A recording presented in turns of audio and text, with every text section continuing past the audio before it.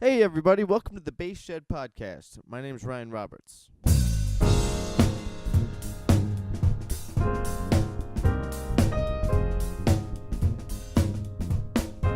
How's everybody doing out there?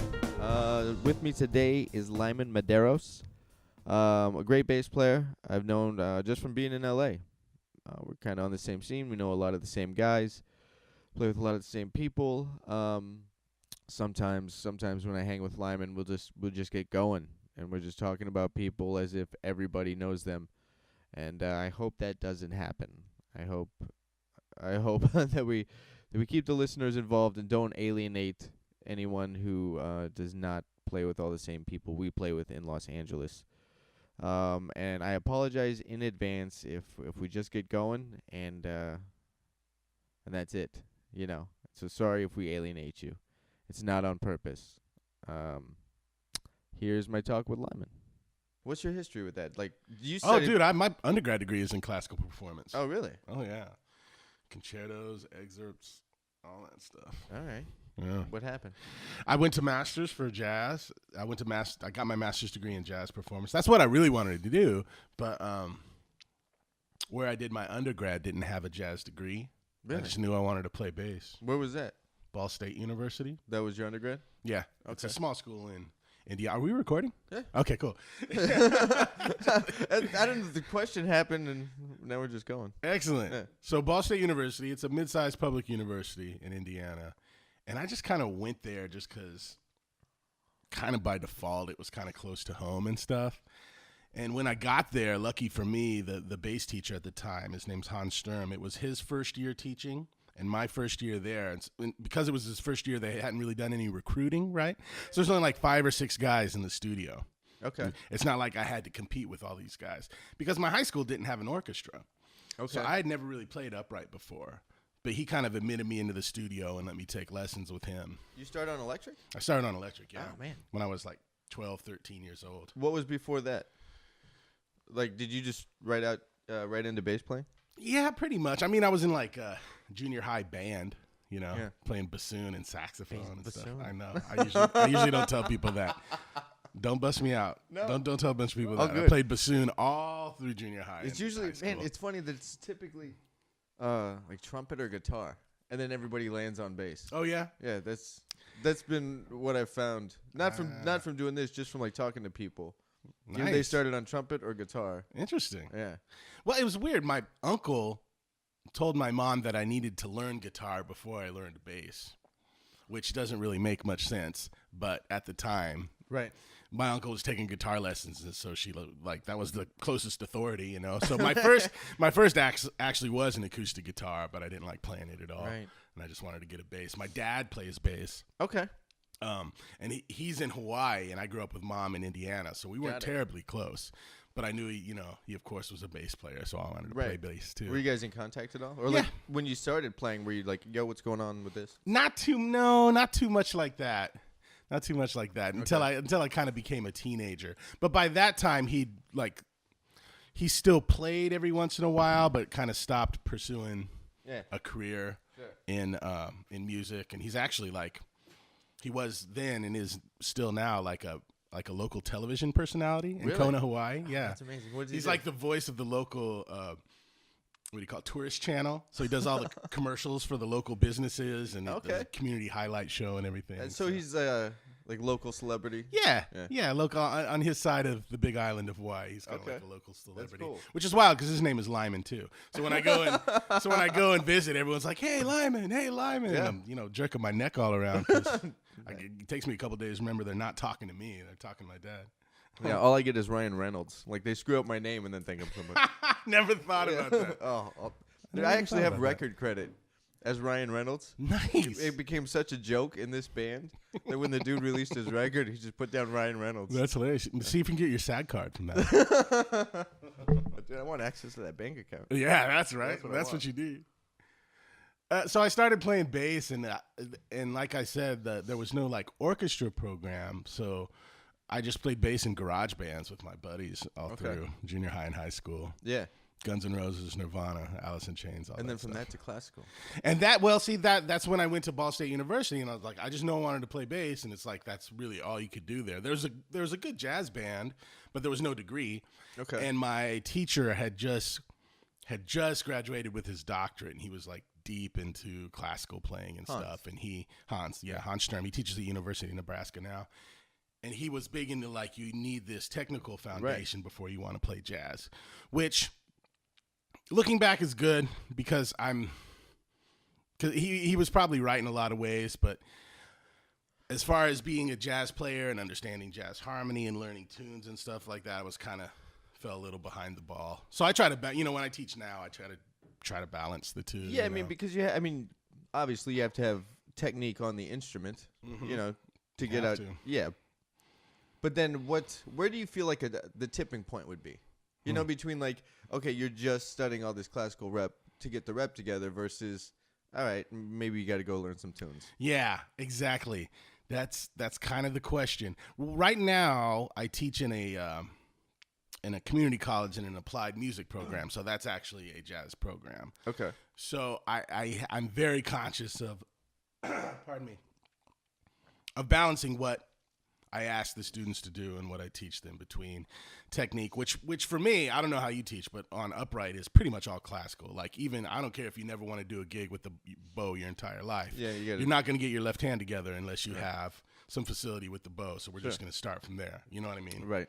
And work in that regards. Yeah, I started upright like late in the game. I think I was, how old was I? I don't know, maybe 19 or 20. Yeah.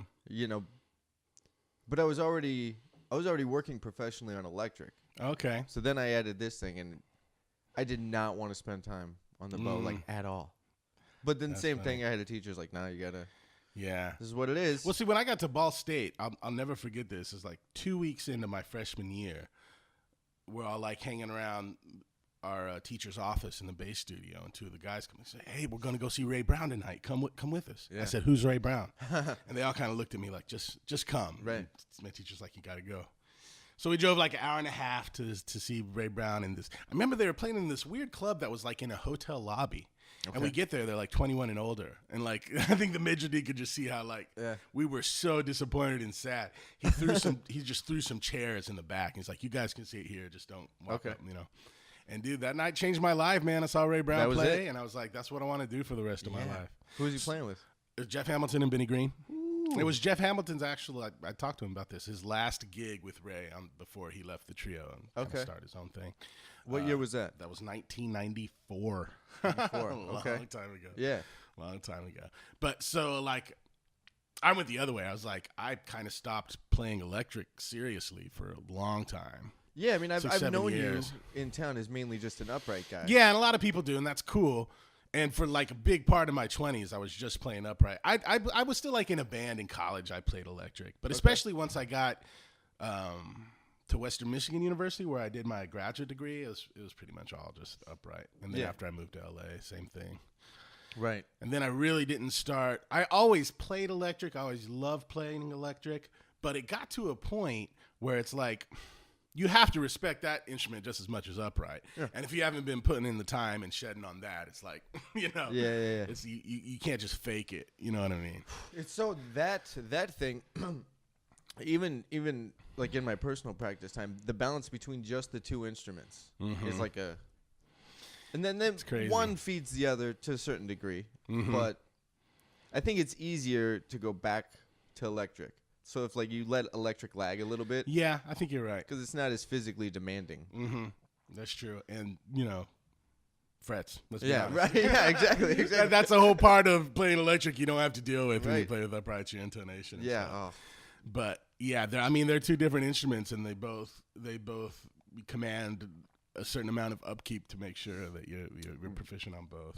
Right. And they both have their own lineage. So you're teaching, what's the class you're teaching at MI? So at MI, at Musicians Institute, I teach a bunch of private lessons. Yeah. And then I teach, it kind of varies quarter to quarter, but I teach a modern R&B class. Okay. And so that's for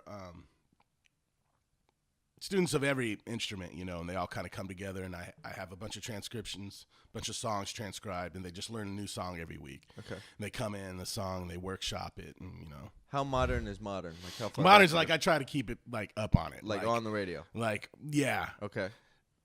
This I haven't probably done a new arrangement in a few months, but like we just did the song we did yesterday was Free Your Dreams by Snarky Puppy and Shantae Khan from the First Family Dinner record. Yeah. And last week we did I Feel It Coming by The Weeknd and Daft Punk from that last record that came out last summer. So I try to keep that class really Who cut the session on that? Do you know who the original bass player was? On which?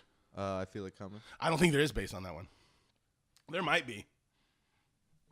I'm trying to recall the tune now. God, so many of those tunes, man. You can't. Like I know it was Nathan East on. On the Daft Punk stuff. Yeah. I don't know. It could be. That's actually. But a this cool one is line. like this. I think this is on the Weeknd's record, so I think it was produced by his guys. Right. And then there's also a bass technique class that I'll teach on electric. On electric, yeah. It's all electric at Musicians Institute, unless we have an upright room and kids can come and if they have questions, or there's an elective where they can take upright lessons, but all that's electric, which is great, you know, because I'm there 6-7 hours a day for either 1 or 2 days a week. Yeah. And that's kind of when I started teaching there 5 years ago. That's how I started building my electric chops back up. Getting back into it? I got getting back into it because you're playing warm-ups with kids every day. You're finding new stuff for them to work on, you know. Yeah. You learn so much when you teach, you know, because every student has different needs and different needs than you had when you were learning, you know. So you got to find different things for them. So all the time you're learning new stuff, right? Yeah. Because if I just taught every kid the stuff I learned when I was coming up, it wouldn't address their needs. You know what I mean? So I got to find new stuff to bring to them where I see deficiencies in their playing or you know. Music they need to check out. So that's how I started playing electric a lot more and getting my sound together and getting my chops together and getting my technique together. Have you been seeing like a common thread in what the students are showing up, like what the deficiencies are or where the holes in musical awareness is? I would say, man, students right now have access to so much. Yeah, but it's also overload. It can be overload, right? But I find there's never a lack. There's never a need to find stuff they're interested in. You know what that means? Right. Like, I never get a kid coming to me and it's like, man, I want to get into funk music, but I don't know what to listen. You know what I mean? It's like you can always find something like that. What I see on electric bass is like there's a real lack of really basic technique sometimes, you know? And I don't know, like most of my students are pretty young, so it's to be expected. But it's really amazing if you give them a couple exercises and tell them to be conscious of a few things, especially the left hand. It's like it's noticeable, right? The improvement in their playing over a few months, you know. How much do you feel like the internet musician thing has shaped their mind? Are they coming in just wanting to play the modern tune and show it off? Yeah, I'm lucky because, I teach at Musicians Institute, which is, you know, largely had the rep of School of Rock, you know, which a lot of the school is. There's a bunch of kids there just for a year and a half to get a performer certificate. I teach in the bachelor's degree department, so you can earn a bachelor's from MI. You take all your music classes at MI, and we've been offering some gen ed classes too, or you can go to a community college, do your gen eds, whatever. So my students there are a little more committed and a little more interested. Yeah. And the same with Fullerton College. That's in a jazz applied program. So they're into it. Yeah. You know what I mean? So I never get, teach me how to slap like this, or check this guy. How do I do that? I never really get that, which is cool. Okay. Now that's not to say all my students are aware of that stuff, for sure. You know what I mean? So they don't even know enough. Have you checked this guy out? Yeah. Blah, blah, blah. And they're a little too eager to kind of go to YouTube and check out the guy performing the transcription. Mm-hmm. You know what I mean? Right. But I'd say more often than not, if I tell a student to transcribe something, they'll do it without cheating too much, which is good. Yeah. Which is good. And I think that's kind of like, I like to think that's the kind of like relationship I built with them. Yeah, you know, yeah. Like, right, come on, I'm asking you to do this, do it right. You know, and they have, you know, the respect and the interest there. Sure. It. Yeah, And then, so what are where you teach the jazz program? What are those kids coming in looking for? Or like those kids are all into like learning tunes and improvising. And who are they listening to right now? Or is there some guy like when I came up, all the 90s guys were big. So like I was listening a lot to Brecker and Patitucci, and Matheny, and then I'm still on the course of going back, and like checking out the old stuff. Right. It wasn't till I think later in college I started checking out Sonny Stitt. Right. And like some dudes. Yeah. Well, I think the kids I teach there in Fullerton, they're all into the older stuff, which is cool. I don't know if they're doing that for my benefit. Yeah. But I know they're all, Brad Meldau, EST, Spenson Trio, stuff like that. Right. The more modern stuff. But they definitely all have an interest in learning jazz music, and there's like the community of musicians there in that program are all that's huge into learning the classic stuff. Yeah. That's the most important if you ask me. Like I can tell a kid to do something 100 times. Yeah. But until he's motivated by someone else, by one of his classmates or one of his peers, Yep. It's going to sink through 10 times faster. Absolutely. If he's around. Right, because he wants to be able to hang. His friends that are pushing him. Right, exactly. Yeah, that's all. Like that idea of like I want to be able to hang. Exactly. It just never leaves. It's more powerful than it's easier to shut the teacher off. Oh yeah. but right, no, that's the common denominator, right? That's like exactly. the person everybody can talk shit on out in the courtyard is the teacher. So like, whatever with this guy, totally. Even though I'm paying money to go learn from him. I know, exactly. but if this guy's talking about I got to check out the record, well then I'm in. Exactly. It's funny. Exactly. It's really funny. Yeah, so it's both places are good in that regard. The students are motivated to do it right. I personally love, dude, Spotify is a miracle. It's a miracle that I can reference like one of any billion of tunes available to me to be able to teach instantly, I was talking about this the other day. It's so much music. Part of my day or week growing up would be just like going to the record store and just walking around. Yeah. And like just really like checking stuff out, like who's on this. Like I wouldn't buy a record if it didn't have the personnel listed on it. I know. Like, yeah, of course. Yeah, because then I would just go down like, all right, Dave Holland's on this one. What else is he on? And I don't know now. I know. Like I it's so because it's everywhere. Mm-hmm. It's just like, all right, I got some names. I know some dudes. I kind of I'm semi-aware of what's relevant. Right. Like I don't know all the stuff that's out there. Yeah. And it becomes so overwhelming. It does. I don't know. It does. Sometimes I don't even know where to look. Like I'll go to Spotify or something and be like, I'll check out some new stuff. I was listening to some Abercrombie records that I haven't heard the other day. I think that's kind of the next step in this stuff is finding a way to. I think Spotify tries to do it with like the personalized playlists and stuff. Yeah. But I think there's some better way to do it for you to find stuff that you're interested in. You know what I mean? I think that's kind of the next step. Yeah, I almost don't know. Like if there was a master search engine, that would read all the platforms. Which I should really copyright that idea I know, before right? I It's say not it a on bad this. Yeah.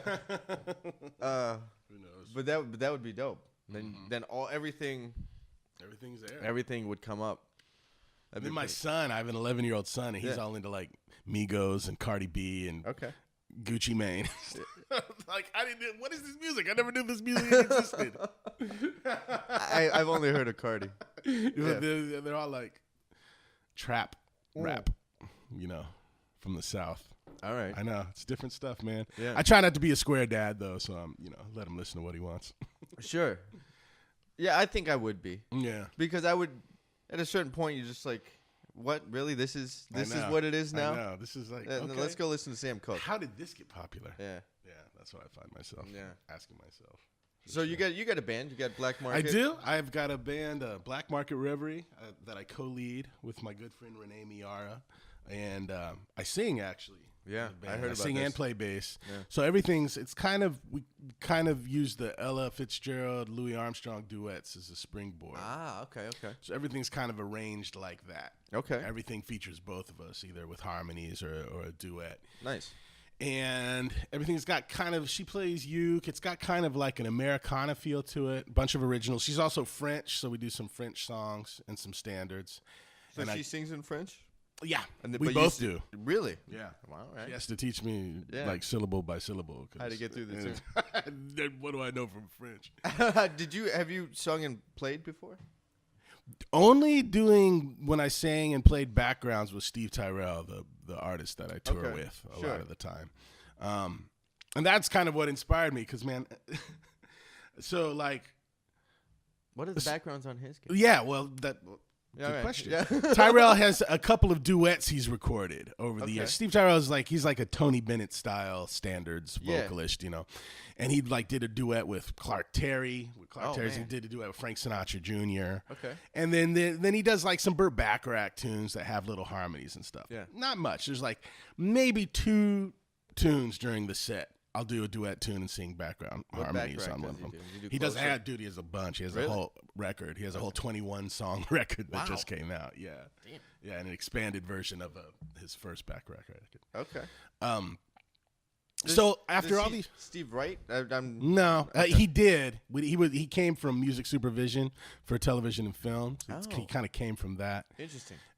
So he must just be aware of like a really exhaustive catalog of music.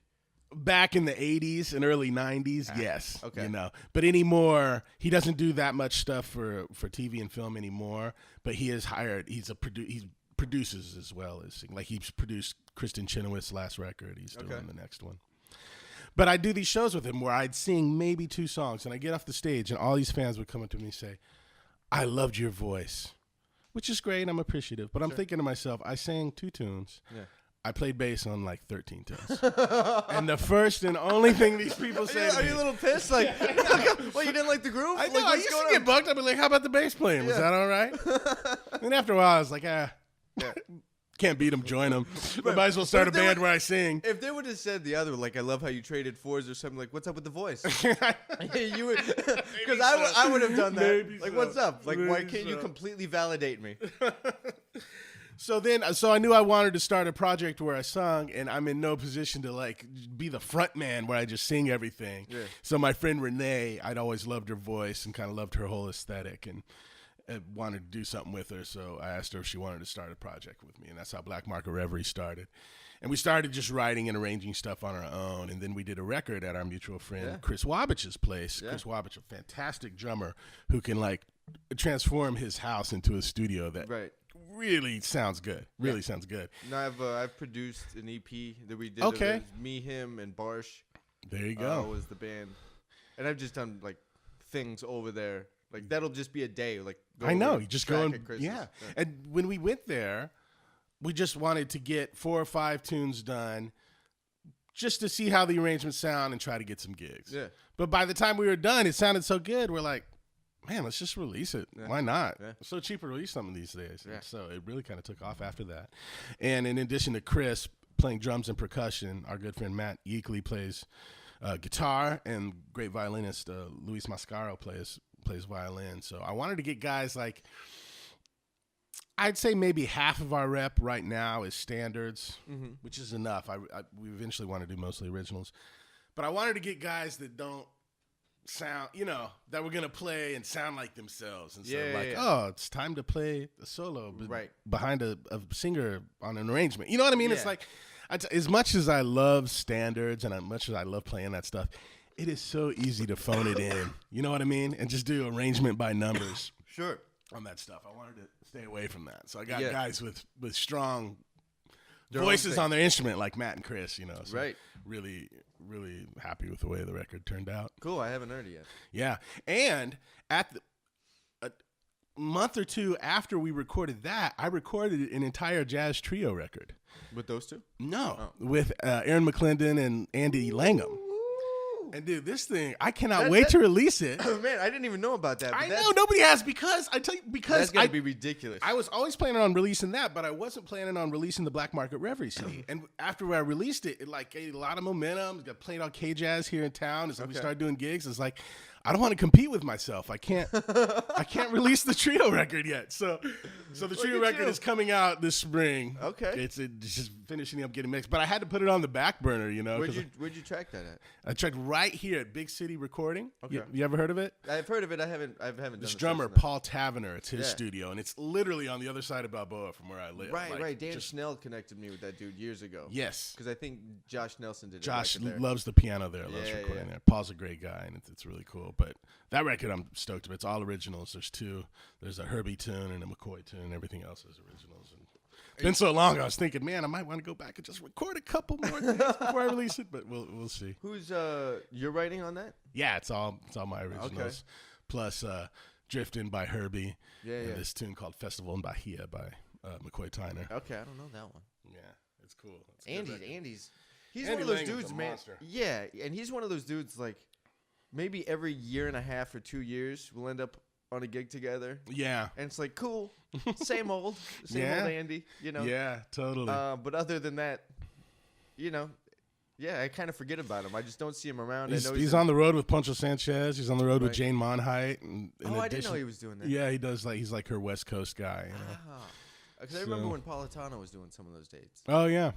That was about a year and a half ago. Mm. The first time the Dodgers. He's a busy dude. I'm playing with him tomorrow night, just at the Gardenia with the singer. Oh, that place. Down, Yeah. I've never been there. Like, it's cool. No, I have been there. I've never. No, I played there. Yeah, it's kind of like this Manhattan-esque cabaret club. Yeah, super in small. West Hollywood. Yeah. Yeah. Super small. Gives off that Midtown Broadway restaurant kind of vibe with the cabaret singers. Yeah. But yeah. Who's the singer on that? Her name's Marianne Real. I think that's, she just goes there every couple of months and does a show. You know what I mean? She's not like a. So how you been releasing these records? Like how dealing with the music business of releasing a record? Are you doing Great question. Digital distribution only? Do you have hard copies? Did you go vinyl? I didn't.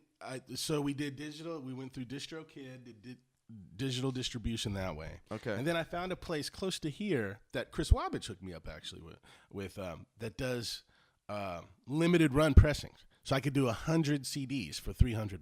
Really? And so back in the day, you'd always have to do 1,000 CDs for $1,000 or whatever, 1,200 from disc makers. That's the minimum only was way like to go. 500 or something. And then you have piles of CDs everywhere, especially now. So I did 100. I think it was came to 325 total. Okay.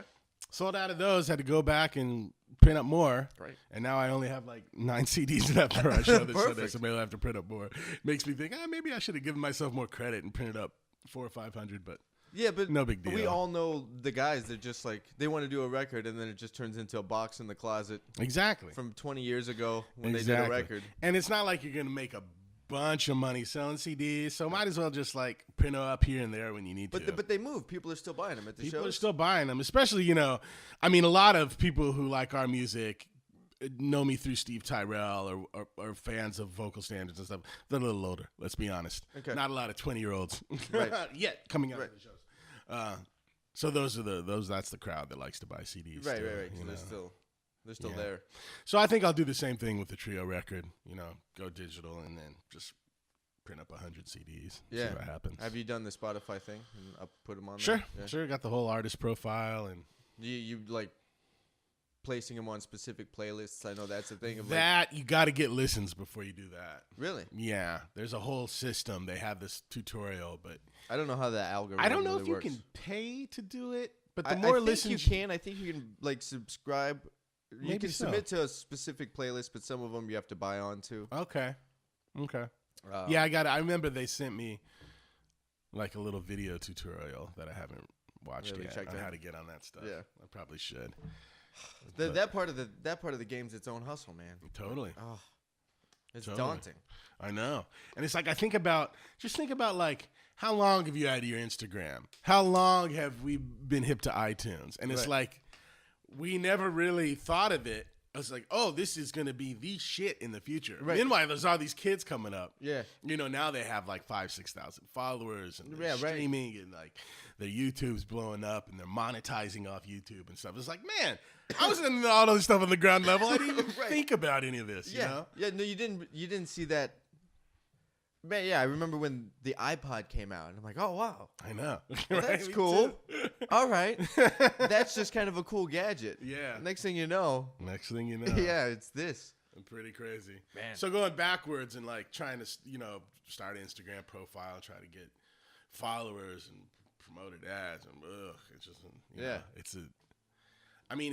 it's so much easier to get your music distributed, and that I'm thankful for, but it's like the same old thing. But driving traffic back in the there. day. Yeah, exactly. Yeah. Getting ears on it, getting people to listen to your stuff is still very hard. Right. Have you found a system that's kind of worked? I mean, you're selling out of CDs. So not really. Yeah, I mean, that's because I'll tell you what, most of that comes from K-Jazz plays. Oh, yeah. That's and good. I just sell I sell the CD on Bandcamp.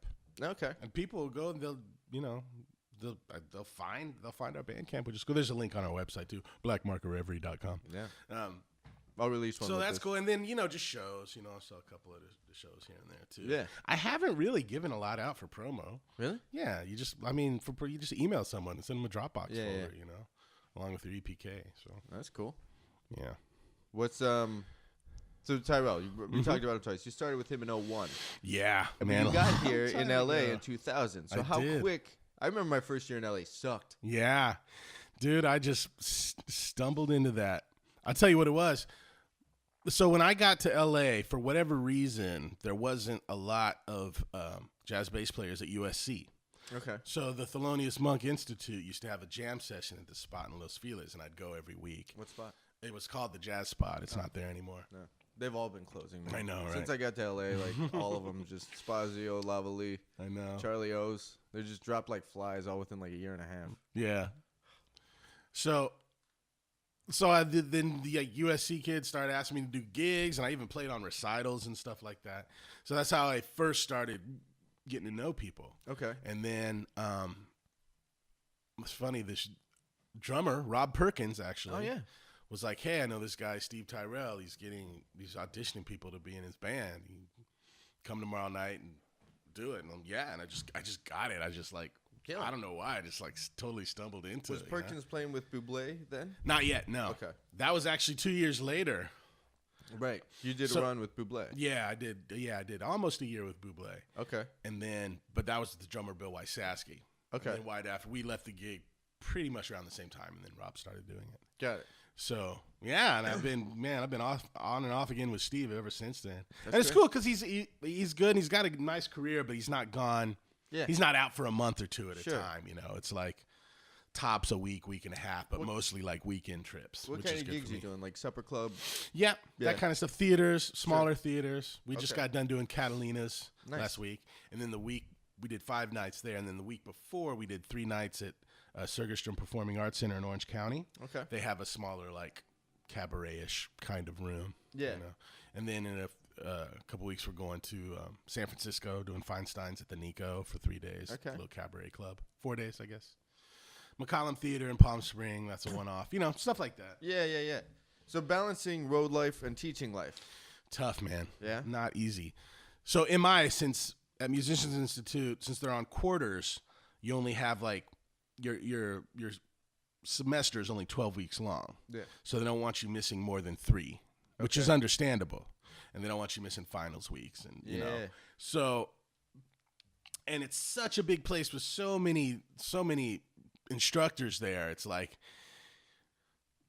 you got to toe the company line. You know what I mean? so it's hard to get special treatment, but I've kind of learned like what I need to do. Like the good thing about having quarters like that is like this.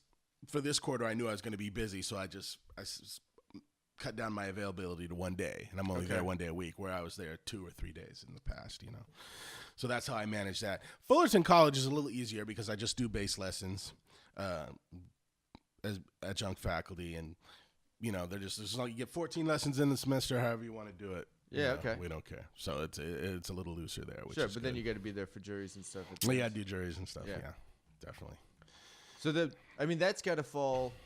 When does school end there? Would the spring semester end there? Because that seems like it would be around the same time where Tyrell might want to start doing some summer runs. Yeah, that's the funny thing about Tyrell is he doesn't have a big summer thing. Really? Yeah, his busy time of the year is the first part of the year. Really? Yeah, he was with this agent for a while that got him on jazz festivals and stuff, but he didn't really dig it, so he never got in the festival thing. You know what I mean? So it's like the summer's usually pretty quiet. Great. Yeah, no, it's fine. Yeah. It's fine, you know. But so then you're off from school and the road. Exactly. So then you're just looking well, for not from MI. Like MI is pretty much year round. That's true. But it you know, it's good to be off when my son is off of course. too. You know, my wife is a middle school guidance counselor, so she's off summers as well. I didn't actually know that. I met her, but I didn't know that. Yeah, that's her gig. So they're both off summers, so that's good. That's cool. Yeah, You can get some time. Definitely. Teaching, personal practice, the road, and family. What's that balance? Man, you got to be flexible and just know that a couple weeks. Okay, I'm gonna be on the road for a couple weeks. Yeah, I got to just maintain the other stuff. You know what I mean? It's like I got to maintain the family so everyone's not mad. I got to maintain my whatever practice I can get in so I don't start sucking.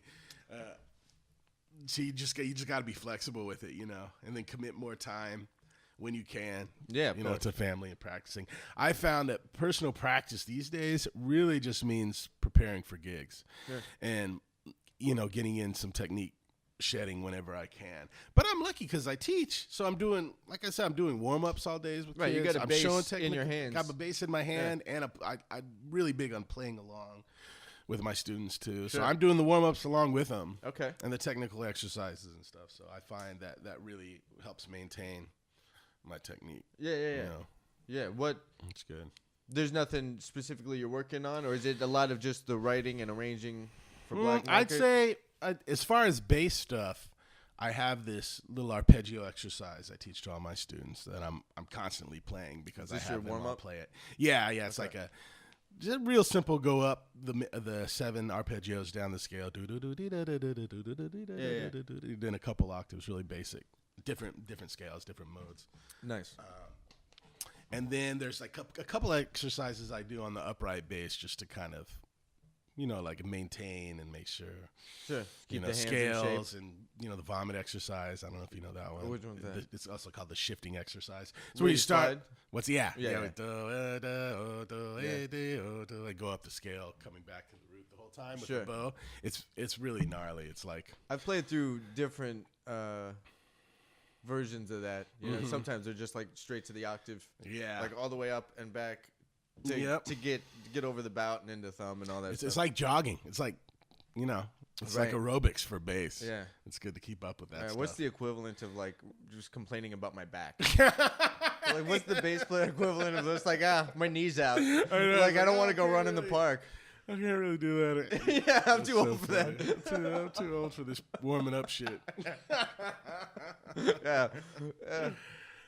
But I tell you what was really important as far as like maintaining all these different parts of my life was I find when I'm on the road so much and teaching so much that like when it comes time to hit with some cats, my ears are a little behind. You know what I mean? It's like if you're not playing fast tempos and stuff, that stuff's a little behind. So it's like that's why I loved doing the falls for as long as I did it, which was a jam session, big LA hang that Ryan, so many cats are a part of. It's still happening every Monday. But I do it just because it's like that's another form of practice for me. Calling tunes, staying on your toes, playing with different people, you know, hitting with some serious guys. Yeah, and that one, when so that was run by Matt Yakeley, the dude who's in Black Market.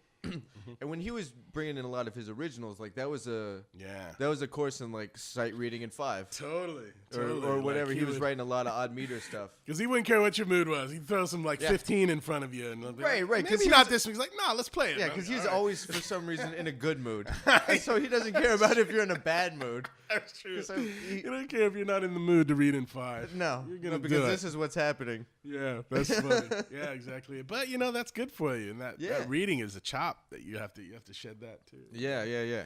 So it's good. So I found that since Matt's still doing it at times, he'll farm it out to different guys to host other times. Right. I haven't been able to make it the few times he's called me the past couple months, but I found that's something I need to start addressing. Whether it's just like having guys come over to play and doing a shed session or going out to jams or something like that. Right. You know, that's one part of my playing. I need to. Yeah, I like doing that. I on. like to just get together, checking in with people you haven't seen. But like musicians, you know it's gonna be cool. The problem with the jam session is just like, unless it's the house band, Totally. Unless you're just Totally. You never know who you're gonna. It's a lottery. Yeah. You never know what you're gonna end up with, and that could go either way. Like, you know, I mean, I've been out there and it'd be like AMAC, Rustlin, and Kamasi, and the band was on fire. But then there's other times it wasn't that band. Like, who are you guys? Yeah, totally. But that being said, it's cool that the younger guys still come out and they're still involved because that's the way to do it. Definitely. You know, so Definitely. like, I've been doing it a long time, so maybe I'm not interested sometimes. But good for them. Yeah. You know, like that. They have it to get out there and, you know, put it on the line in front of older people and dudes who've been on the scene longer. I think that's great. I think the scene now is the strongest it's ever been. I've been in LA for 19 years. It'll be 19 years in July. I think the scene is so much more happening. It's an interesting shift, right? So many, like the whole piano bar clique, they're all jazz stars now. I know, right? Which is hilarious to me. Totally. And then you have acts like Noah and Thundercat. Yeah. Not really jazz, but it's all on the same scene, though. Yeah, you know what I mean? And like, and they're all the same dudes. Yeah, exactly. Right. A lot of the same musicians. And that's those acts are huge now and well deserved. You know, they should be. So, and then you have a lot of New York musicians moving to LA because come on, it's better. Like just as far as living your life. Sure. You know. I haven't spent enough time in New York to really mention that. I mean, it's always been cool every time I've been out there. But I was just like the couple days. The musicianship there is great, but it's just like walking across town. You spent $50. You don't even know how. You know? Riding the subway is like $4 or $5. You spent a bunch of time there? Yeah, with Tyrell, we've done really long residencies in New York. First at Feinstein's at the Regency Hotel, and then the Carlisle. So I'd be there for 4 to 6 weeks at a time. Okay. And I probably did that 8 or 9 times. Going back actually in April, doing 2 weeks in April. First time I will have been there for such a long time in years. So I'm looking forward to it. You get to like go out after your gig and see what's up. Yeah. Cool. Definitely. That's the cool thing about New York is it's a late town. Yeah. All the gigs are done by 12:30 here in LA. Right. Not New York, man. Yeah, like maybe one, but that's the latest it's gonna go here. Yeah, but that's fine because that last hour is just barely hanging on. Like no one's out to like hang. Totally. That late. Totally. That's true, man. You doing a record release with the trio record? Yeah, I need to. That's actually the next step. I told myself like I'm not gonna finish it unless I give myself a deadline. So I'm gonna call and get a gig at Vitello's or something like that, and be like, okay, now it's for real. Now I have to finish it. You know what I mean? Yeah. Because it's like I don't want to put anything else on my plate right now. Right. It's like I feel that way when I'm feeling overwhelmed. But it's like this, you know, I got to get this music out there. I haven't been back, so it was Sheila's. It was the E Spot. Oh, it was the E Spot for a while. Yeah, now it's just Vitello's. Yeah, it's cool, and they got cool people running it. And can they have a bass amp again? Yeah, definitely. Right. Oh yeah, you can have a whole band again. Yeah. There was something funny that happened there where someone in the neighborhood was suing them, so they didn't allow amps on stage, and there's something very odd about that. Yeah, which doesn't make sense because it's always been. Yeah. They've always had music. Like that didn't change. Yeah. New ownership happened. I don't know. Yeah. I don't know what precisely happened, but it's cool now. Black Market, we did our CD release show there. Last May, and it was great. Yeah. Loved it. Are you trying to get in on like the festival scene with that? Would love to. I don't know how to do it. I mean, any of Steve's guys? I don't know. Maybe. He's been really cool. Steve he's a DJ at K Jazz. He's I've heard played my stuff. I don't want to like abuse his generosity, so I try not to ask too much because he's been so cool so far. So but, yeah, maybe I'll ask around. You can always like spend a bunch of dough on a publicist, but yeah. You could.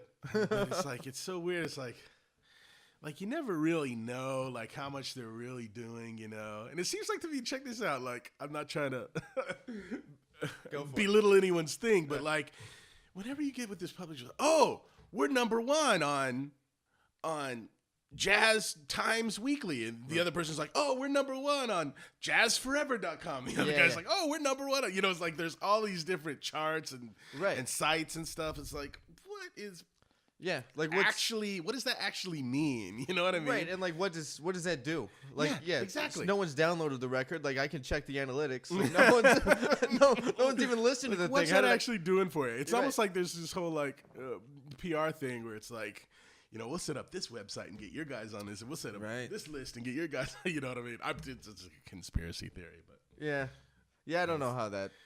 The whole publicist game is really weird. Well, the whole just like I don't know the online numbers thing that happened when that was it some video that it got really popular. I don't know if it went viral, where it shows like the secret warehouse or something of Instagram and all the phones that are just on. Have you seen this? No. Yeah, I got shown this. A friend of mine showed it to me on a gig like maybe a month ago. But when you like buy followers and stuff, it's like all these phones. Wow, you're kidding me. No, just like hooked up that are going.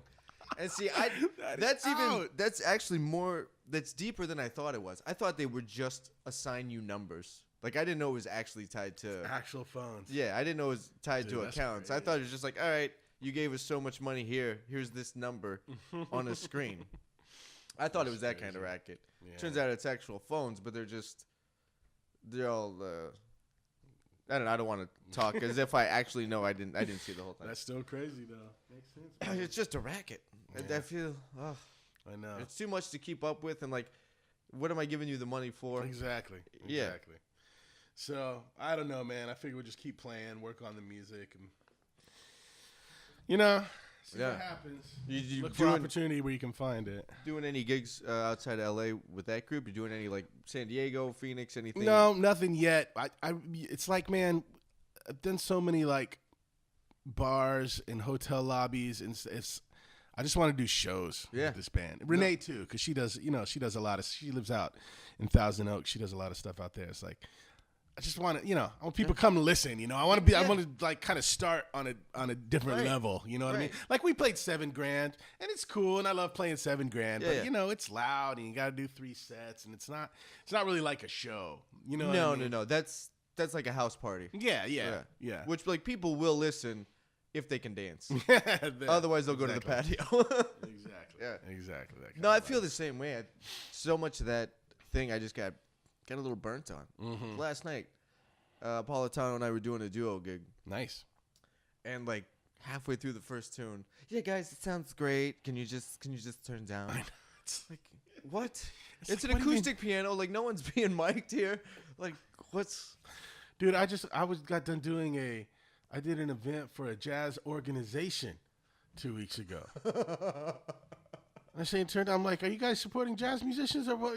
Turn down, like, and it's like, does anyone really complain to these people that it's too loud, or they're just like, you know what I mean? Right. They're just trying to be like in charge of the situation. Yeah. I think there's probably some of that, and also like, oh, now there's music. No, this changed.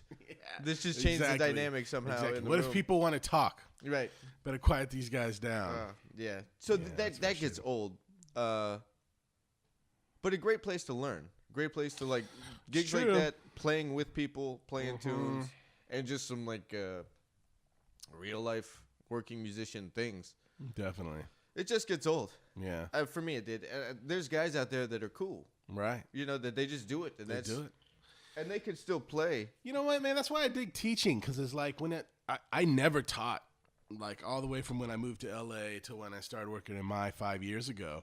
And it's like I started teaching it. I liked the experience of teaching. And it's like, hey, now I don't have to drive to Orange County for $100. You know what I mean? It's like, just a little, affords you the opportunity to say no a little more. Kind of craft what you want to do. Into the musical experience that you want.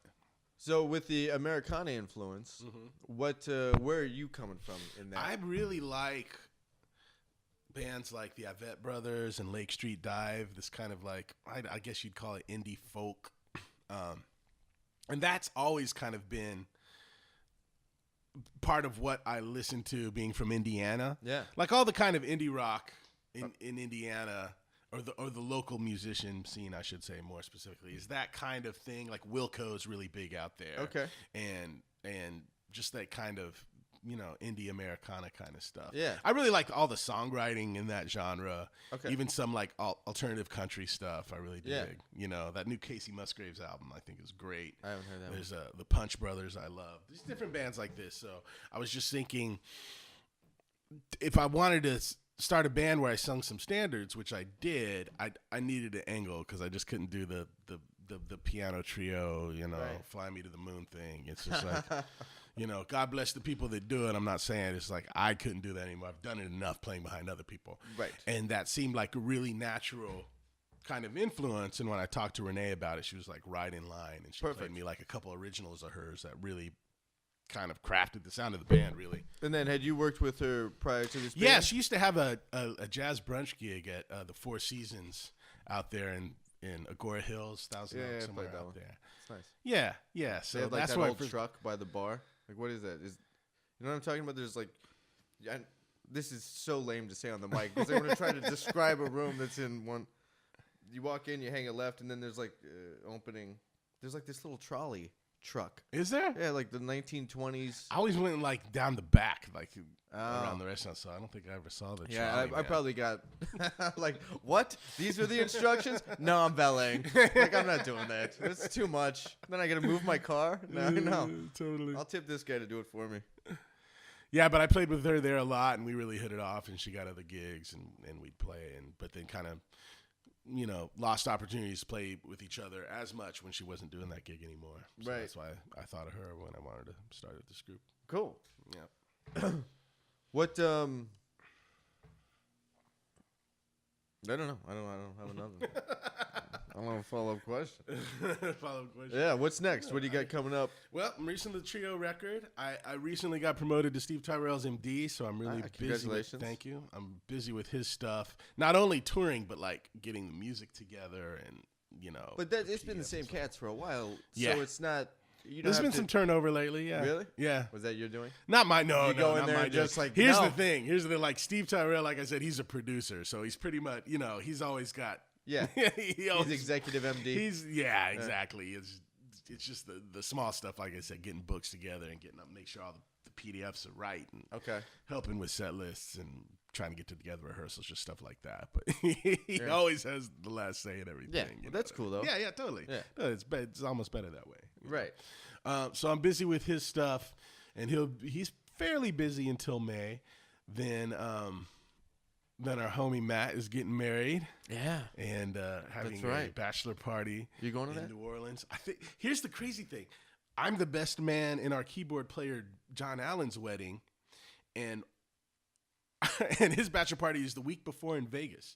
Okay. So if I do a bachelor party in Vegas, couple days off, bachelor party in New Orleans, like I gotta pace myself. I mean, I can't. That's a recipe for so much debauchery. Yeah. Yeah. No, I know it's coming up, and I mean, I'm assuming you're on the same email. Yeah, of course. And I keep like, I'll check it out later. I got all this stuff to do right now. I'll check it out later. We're in AMAC. We're talking the other day. I know it's going to creep up, though, and I'm just like, oh, that's happening next week. I better get this together. That's going to be fun. Yeah, it's going to be fun. And then, releasing the trio record and, keeping juggling everything, the teaching, the touring, my own projects, gigs in town. Well, how do you go about booking? Do you book a black market? I've been lucky. I have a little bit, but I've been lucky. I've been approached by a few. Via like awareness through KJs? Mm-hmm. Okay. Mm-hmm. Killing. Or other shows that we've done. Okay. I've been approached from other people, but I do the booking too. I want to go back to Indiana where I grew up and do a CD release show there this summer. So I think that's kind of Where's the next she from? for me. She's from here. She's from the Valley, actually. Oh, okay. Yeah. Killing. How do you go about booking? Like I've done it. I wish, man. I wish I had a good answer for you. I've done it, but it's like we're bass players, man. It's like we're used to people calling us. You know what I mean? Until I had to up my game because right around the time I got to LA, there was a lot of bass players booking. So then there's gigs I would obviously never do. Mm-hmm. So then I had to go create other opportunities, and I think it became kind of. It fed off of itself in that way. And then I got so burnt out on that I didn't want to. Right. I get burnt out easy. I just try to like I don't deal with stress well, and I'm like, screw this, I'm done. I'm off to something else. Honestly, I just try to make sure I have like video and press kit stuff, and that's all in line, and just like send it out. But I'm just learning how to do the hustle. I'm still not very good at it, you know. You know, I look like guys like you think about guys like Nick Mancini, like tremendous musician. Yeah. Vibes player, right? Yeah. Is you got to create your own work playing an instrument like vibraphone. It's just that everyone needs a bass player, not everyone needs a vibraphone. You know, everybody needs Nick though. Everybody, everybody needs Nick is an exceptional musician and a great hang. Like one of my all-time favorite people. He's great. Yeah, but his hustle is great, man. You know, he's like he really gets cool gigs and he has different projects and you know. Yeah, stand Chris to learn is something like from that a guy too. like that. Chris always has 10 projects going. I know, right? You're just talking with him about cats. Oh, we have a band together. Oh, yeah, we're doing this together. But that's good though, man. It's like that's great. We need different creative outputs like that. Yeah, and there's so many people doing so many things right now. It's hard to check it all out. Like, for sure. I haven't heard heard Will's trio, Will Brahm. I haven't heard his trio. Oh yeah, I only have. I played with Will a bunch recently, but I've only heard his trio. I haven't played with him in a while. He sounds great. Man, he did a gig at the Mint on the Monday night jam session thing. Was that with Amac and Carey? No, it was with me and Mike Raganese. Oh yeah, and Sean Balthazar on drums. Oh yeah, I love Sean. It's bad, dude. It was a fun hit, man. Yeah, it was really cool. Yeah, Sean has a great concept. Like he's always thinking long arc, like all the time. But he's super in the moment and super. He's a bad dude. Yeah, there's so many good musicians in town right now, man. Very inspiring. Yeah, that's one thing that like really keeps me in LA is like the level of musicianship. Totally. During my little fit back in January, me and Dennis Ham, I called him like, dude, I just need some perspective. Like, let's go get dinner. Mm-hmm. And I'm like, dude, I'm still here because of the musicians. Like, I can't. It's pretty ridiculous when I just look through my phone and be like, okay, totally, these dudes are all the dudes. Totally. I mean, you think about it, man. It'd be easy to try to find some university gig and move to a different place where it's cheaper to live and bigger house and blah blah blah. But it's like, dude, just trying to scrape together musicians to play with in the middle of the Midwest, dude, it would drive me nuts. It would drive me crazy. Right. You know, not to be pushed and inspired by the other musicians who are your peers. You know? Sure. Yeah, there's so much of that. That's happened for me while being here. I mean, yeah. What was the scene like in Michigan? Because you came here from Michigan. Michigan was good. The scene was, I came here from Kalamazoo, Michigan, where I did my master's degree. And they had a very strong jazz program. But the scene was mostly students or people who had recently graduated, which was great because there are a lot of good musicians. But nothing like L.A. Right, and the gigs out there were like whatever, local breweries and restaurants and stuff like that.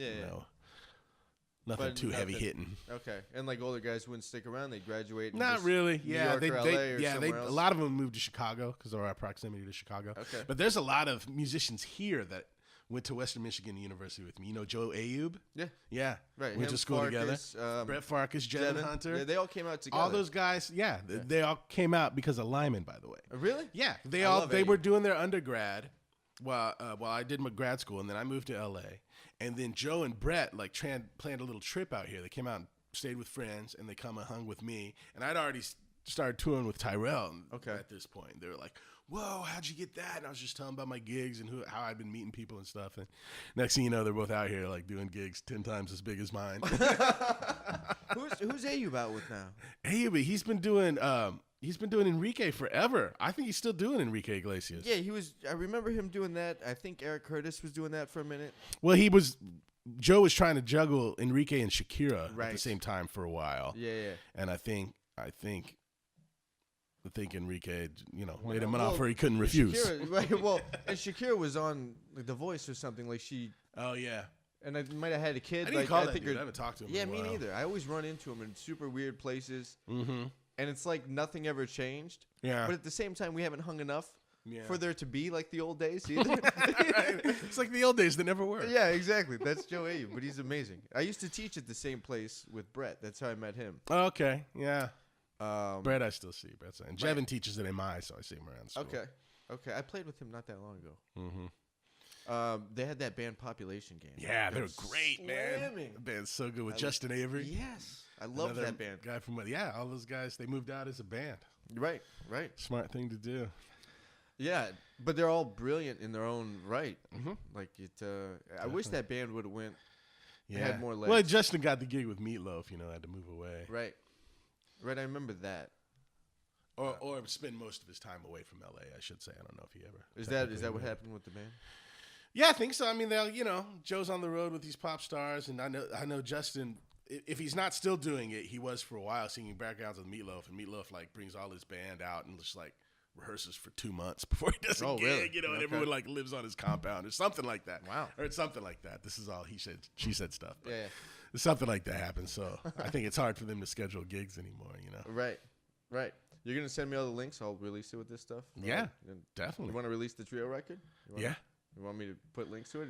Are you gonna? I don't have it.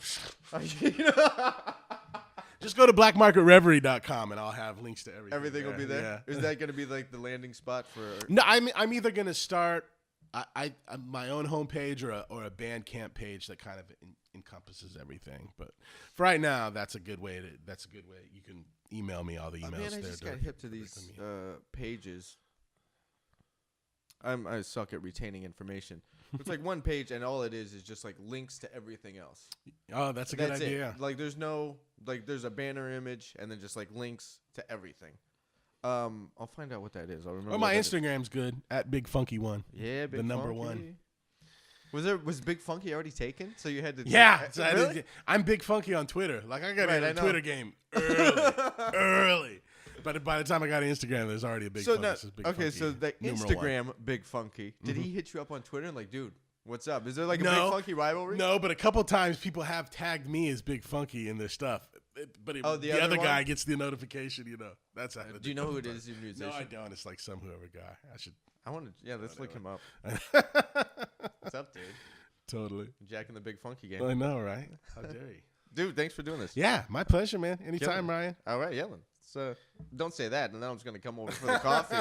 Like, dude, I'll bring mics just fire up the coffee. Done. You bring the mics, I'll make the coffee. All right, killing, dude. Thanks. Cool, thanks. Yeah, man.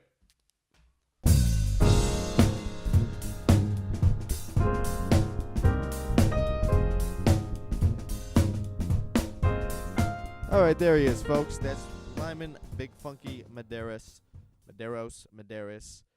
I will have links to all his music up on thebasshed.com.